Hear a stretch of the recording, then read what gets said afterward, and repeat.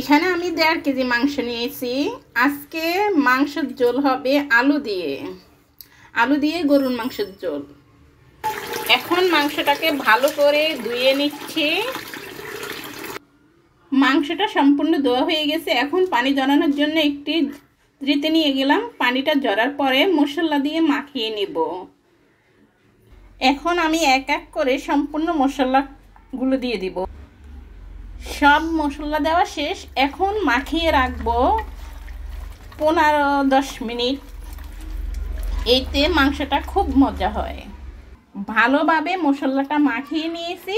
এখন রেখে দিব 10 মিনিটের মতো। 10 মিনিট পরে আবার ফিরে আসব। এখন আমি এই আলুটুকু কেটে নিব। 1.5 কেজি মাংসের সাথে এই আলুগুলো দিব।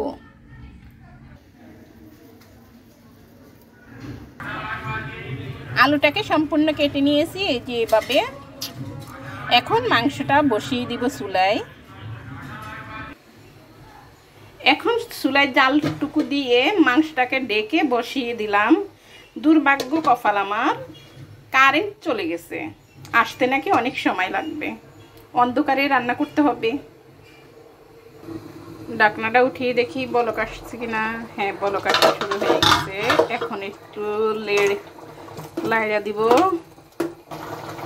একটু লাড়ি দিছি। এখন আবার একটু ঢাকনা দিয়ে দিব।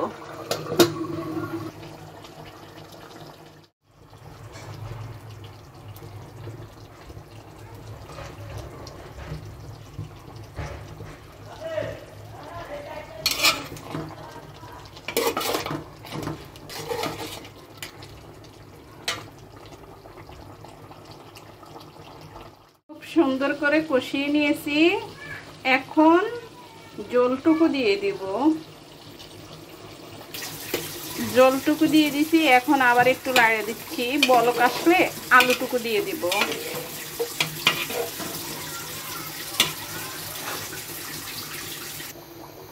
বলক এসেছে। আরো কিছুক্ষণ একটু জাল দিয়ে নেব, তারপরে আলুটুকু দিব। এখন আলুটুকু দিয়ে দিব।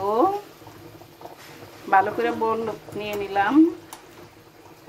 সবটুকু আলু দিয়ে দিছি। এখন লাইড়া দিব। পাতিলটা ছোট হয়ে গেছে।